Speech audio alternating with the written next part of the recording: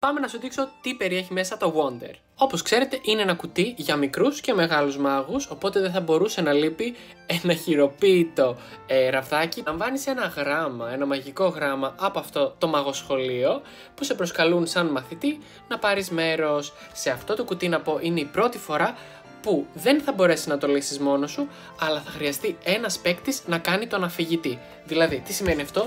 Να διαβάσει τις οδηγίες και στην ουσία να σετάρει λίγο όλους τους γρίφους, τους οποίους μπορεί να τους κάνει λίγο πιο δύσκολους, λίγο πιο εύκολους, ή να παίξεις με το παράδειγμα που σου έχω εγώ ένα έτοιμο γρίφο, έναν εύκολο γρίφο για να ξεκινήσεις. Κάθε στάδιο μπορείς να το χρησιμοποιήσεις και να το αλλάξεις, να το κάνεις καλοκαιρινό κυριολεκτικά. Το πρώτο στάδιο θα είναι ο χάρτης του μαγοσχολείου, θα πρέπει να περάσεις μέσα από πολλά δωμάτια, να μετρήσεις πράγματα, πολύ ωραίος γρίφος. Μετά έχουμε τον πίνακα, το οποίο κρύβω εγώ λίγο εδώ.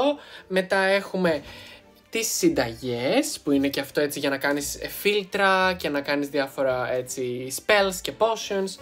Και το τελευταίο στάδιο, γιατί θα έχει 4 στάδια συνολικά, είναι η αίθουσα με τις καρέκλες των μαθητών. Θα έχει μέσα και τους μαθητές, τους οποίους μπορείς να χρησιμοποιήσεις σε πάρα πολλούς γρίφους. Εγώ σου έχω γράψει μέσα ένα γρίφο συγκεκριμένο που έχει 36 διαφορετικές λύσεις, ένα φανταστικό επιτραπέζιο. Σας γράφω κυριολεκτικά πάρα πολλές πληροφορίες και ιδέες για το πώς να τον εξελίξετε μόνοι σας και πώς να μάθετε να φτιάχνετε γρίφους, και είναι φτιαγμένο και για παιδιά από 6 χρονών και πάνω. Φυσικά με είναι λίγο μικρότερο, φυσικά δεν υπάρχει θέμα.